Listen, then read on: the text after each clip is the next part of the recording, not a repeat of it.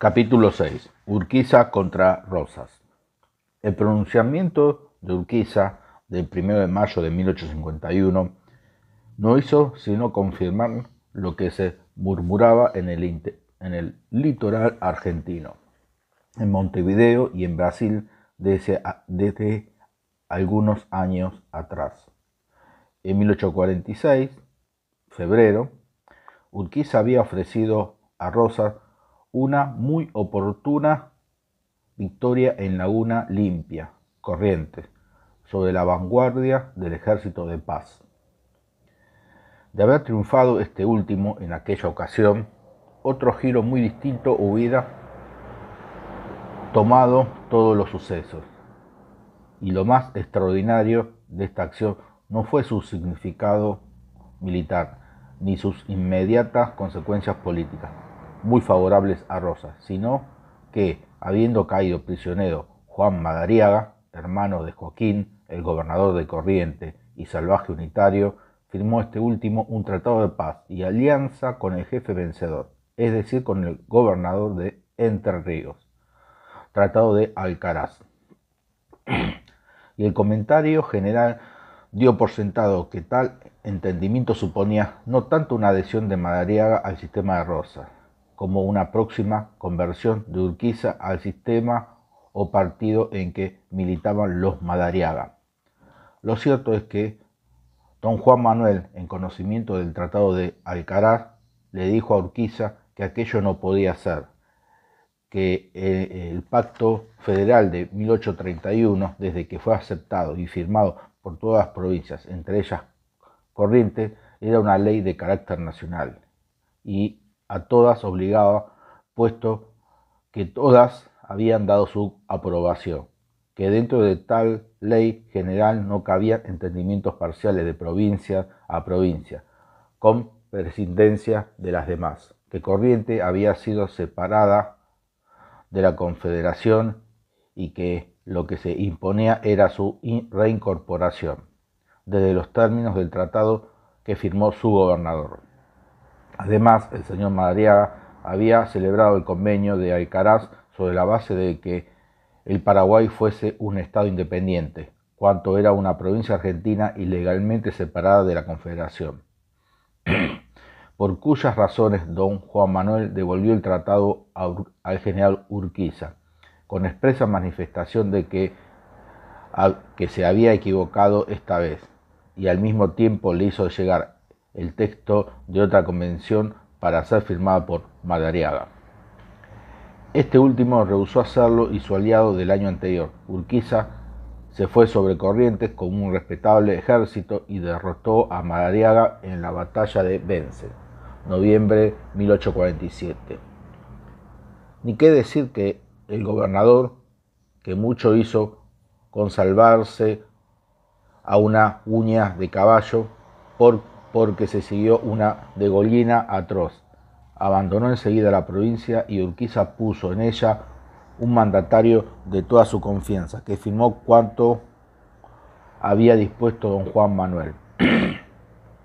Muchos se habían comentado estos lances, sobre todo en Montevideo, señalándolos con acierto, como presagios de que Urquiza se levantaría contra el dictador, pero el caudillo entrerriano se excedió en protestas de efusiva amistad para don Juan Manuel y en condenas terribles para sus enemigos. El encargado de las relaciones exteriores de la Confederación, dijo Urquiza en una proclama a los correntinos, ha tenido con nuestro gobernador Madariaga consideraciones que le obligarían a entrar en una honrosa convención que se le propuso, pero él ha desoído. Marchó a reparar ese escándalo, a abandonar las filas de esos salvajes unitarios traidores a la patria. La federación sea vuestra divisa y odio a los que trajeron la intervención extranjera para humillar a su patria. Y todavía, la Confederación debe felicitarse de que Corrientes entre a integrarla con la resolución de sostener la nacionalidad e independencia. Confiada a la dirección del eminente argentino brigador don Juan Manuel de Rosas. En 1848, y a pesar de sus declaraciones, el comentario público seguía señalando a Urquiza con suspicacia y malicia. Ese mismo año, el viajero Samuel Green Arnold, a quien nos hemos referido, en camino de Buenos Aires a Mendoza, anota en su diario de viaje, marzo de 1848, que en una posta en plena Pampa, mientras dos amigos comentaban en voz baja el despotismo de Rosas, él, que venía de Brasil y había estado en Montevideo, les dijo: ya vendrá Urquiza con opiniones liberales. Sin duda, Rosas desconfiaba de su lugarteniente desde el Tratado de Alcaraz, y algunas actitudes suyas así lo revelan. En 1848 prohibió la sala de oro y plata de Buenos Aires a las provincias y las que debían conformarse con el papel moneda de Buenos Aires. Medidas restrictivas muy perjudiciales para las provincias se tomaron en cuanto a la salida de pólvora para el interior. Urquiza protestó contra esas disposiciones y desde entonces vésele muy empeñado en renovar los argumentos que, 20 años atrás, Ferrer y Estanislao López esgrimió muy justamente contra el centralismo federal de Rosas y con el objeto de lograr la organización nacional.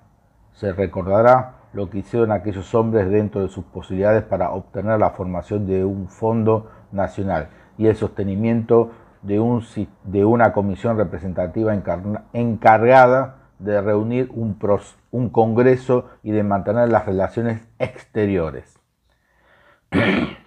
Los sucesos se precipitaron.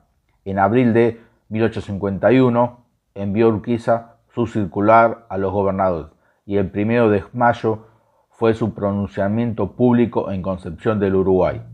En el decreto se decía, entre otras cosas, que era tener una triste idea de la ilustrada, heroica y célebre Confederación Argentina, el suponerla incapaz, sin el general Rosas a su cabeza, de sostener sus propios orgánicos, crear y fomentar instituciones tutelares, etc.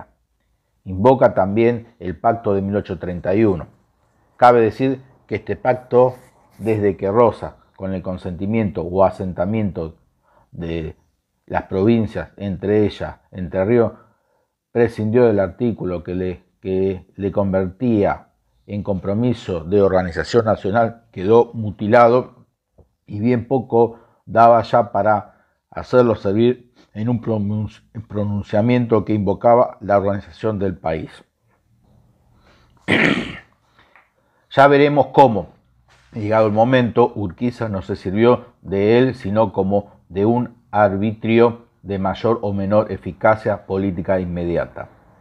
Lo sustituyó por el Acuerdo de San Nicolás. En secreto se había minado la disciplina del ejército de Oribe, seduciendo a los jefes principales, y encubierto andaba en Montevideo con poderes de Urquiza un estanciero catalán de Entre Ríos, Cuyas y San Pere, para firmar un tratado brasileño entrerriano-montevideano. Se trataba de anular a Uribe, de quitarle sus fuerzas, uruguayas y argentinas, para que, restituidas las cosas a su estado normal, decía el convenio, que proceda a la elección libre de presidente de la República. El general Eugenio Garzón, subordinado de Uribe, sedujo uno a los oficiales del ejército sitiador, y ya el fruto maduro pasó Garzón con Urquiza y su ejército al estado oriental. En el mes de octubre, a medida que avanza el ejército de Urquiza sobre el Montevideo, deserta la mayoría de los oficiales de Uribe con sus divisiones. Urquiza ofrece honrosa capitulación y dice su frase: no hay vencedores ni vencidos. Pero el camino a Buenos Aires era largo y costoso. Y en ese mismo mes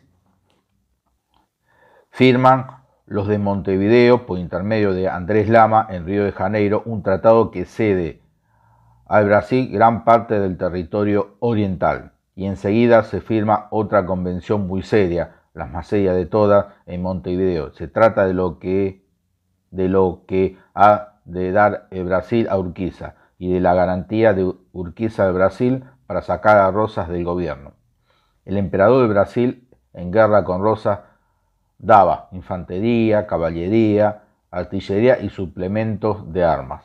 La escuadra imperial se colocara en los puntos más convenientes a juicio de su jefe, con quien se entenderá su excelencia el general Urquiza, a fin de que él pueda prestarle todo el apoyo que fuera posible.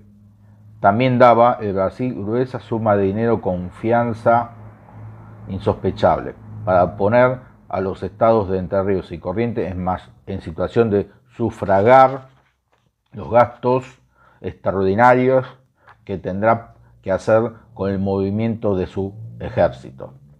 Su Majestad, el emperador de Brasil, les proveerá en calidad de préstamo la suma mensual de 100.000 patacones, por el término de 4 meses contados desde la fecha en que dichos estados ratificaren el presente convenio.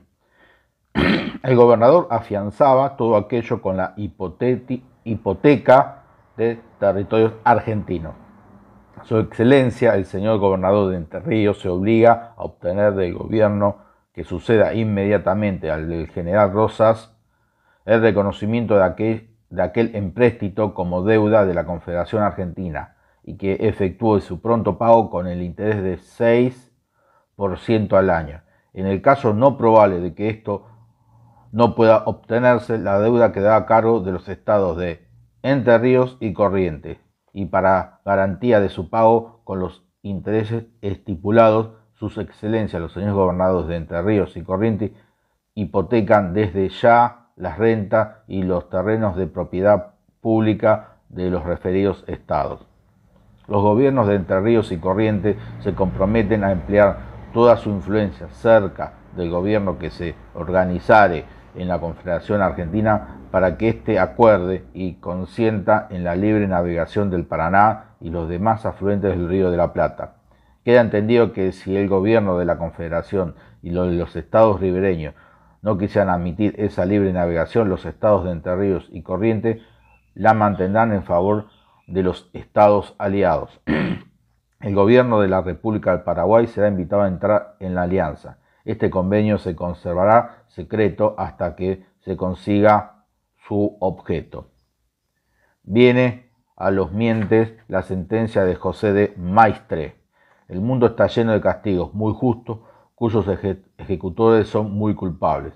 Porque si castigo merece el gobernante absoluto, despótico y sanguinario, el caudillo absoluto también, que hipoteca tierras de su propio país al extranjero como bienes individuales. No parece tampoco digno de loa y alabanza. Rosas había declarado la guerra al Brasil y en Buenos Aires se le hacían grandes homenajes y se exaltaba el patriotismo contra el invasor brasileño. Benito Hortelano, librero español llegado al país en los últimos años de la dictadura, ha descrito estos actos en una memoria que escribió en España y que fueron publicadas no hace mucho tiempo. Homenajes en Buenos Aires, 1851. El 1 de mayo de 1851, el general Urquiza, gobernador de la provincia de Entre Ríos y lugarteniente de los ejércitos federales, el que más le había servido y más se había ensangrentado contra los salvajes unitarios, dio el grito de insurrección contra él, proclamando en su bandera la organización de la nación, llamando a su lado a todos los que quisieran contribuir a tan justa y necesaria cruzada. Cuando se supo en Buenos Aires el pronunciamiento de Urquiza, la sorpresa fue grande, así como el anatema fue general, en público, pero en privado cada cual de las dos caras se frotaba las manos y ya veía a Rosas perdido. Aún no se había dado oficialmente la noticia de la rebelión. Una noche a las 10 nos mandan un decreto para publicar en el diario y en él venía cambiado o aumentado el lema, añadiendo a los mueras de orden, el muera el loco traidor salvaje unitario Urquiza. Como siempre he tenido pensamientos oportunos en el acto de leer el nuevo lema. Se me ocurrió una especulación y como siempre fui un imbécil dando participación a mis socios. Consistía esta idea en imprimir en aquella misma noche nuevas divisas con el Muera Urquiza agregado, seguro de que el día siguiente el público se precipitaría a comprarla. Mis socios, naturalmente, comprendieron la importancia de la idea y acto continuo unos se pusieron a hacer el molde y otros el anuncio. Yo salía a comprar toda la cinta que encontrase en las mercerías. A las 12 de la noche ya había reunido miles de varas de cinta y acto continuo la prensa empezó a imprimir. Al día siguiente la gente se agrupaba ante las librerías. La Recoba, Tueva, estaba invadida por los furiosos federales que les faltaba tiempo para arrancarse la antigua divisa y colocarse la nueva. Oh pueblo envilecido. Un insignificante anuncio de diario que creían oficial bastó para aglomerarse precipitadamente a comprar un cintajo con el que se creían garantidos. Sin embargo, Rosas no mandó a nadie que usase la nueva divisa. Solo sus documentos iban encabezados con el nuevo lema, pero nada más. Desde el día que Rosas declaró a Urquiza traidor con el agregado del lema, las manifestaciones se sucedieron unas a otras. Primero empezaron las corporaciones en comunidad, dando manifestaciones públicas, ofreciendo su vida, bienes, fama y familia al ilustre restaurador. Siguieron después los empleados, abogados, médicos y por último los ciudadanos, que todos se quedaron sin fama, porque se le habían entregado al tirano. Gracias pueden dar que éste no dispuso ni de sus bienes ni de sus vidas, y se contentó solo con quedarse con la fama. Si es que fama tiene el hombre que así se prostituye. El general Urquiza se había preparado sólidamente antes de hacer el pronunciamiento. El Brasil temía a Rosas, no sin fundamento, porque con el ejército que tenía en el sitio de Montevideo y con más de 20.000 hombres en santos lugares, podía el día que hubiese querido presentar 40 o 50.000 hombres en la frontera de Brasil, invadiendo el imperio por la provincia de Río Grande, auxiliando al partido republicano y dando libertad a la esclavitud, hacer bambolear al emperador brasileño.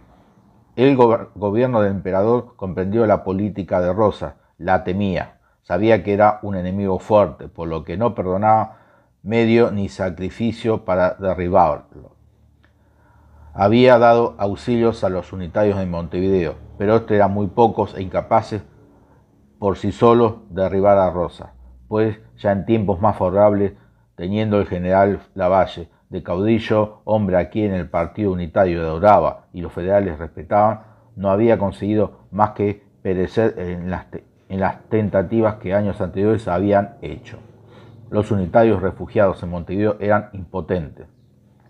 Comprendiendo el gobierno del Brasil esta impotencia de los unitarios, eligió entre los generales más acreditados de Rosas, aquel que tuviese más ambición de gloria y más audacia para la gran empresa, poniendo sus puntos en el general Urquiza. Este comprendió no solo el papel que iba a representar el país, sino la situación en que la nación se encontraba, cansada de tantas guerras, en una situación anómala, sin constitución fundamental. Urquiza aceptó la propuesta del Brasil. Por su parte, hizo efectivas las ofertas poniendo a disposición del general Urquiza gruesa suma de dinero, vapores y todos los elementos bélicos que fueran necesarios. Además de estos elementos materiales, su diplomacia se condujo con gran habilidad, facilitando el camino para entenderse unitarios y federales de Entre Ríos y aún de los mismos que mandaban fuerza en los ejércitos de Rosas.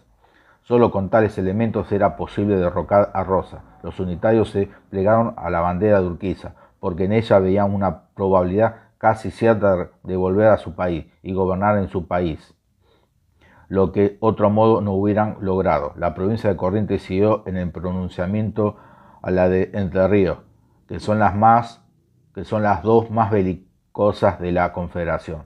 Parecía natural que todas las provincias hubiesen seguido el ejemplo de las pronunciadas, pero muy por el contrario, Todos sus gobernadores se apresuraron a ofrecer sus vidas, haciendas y famas al general Rosas.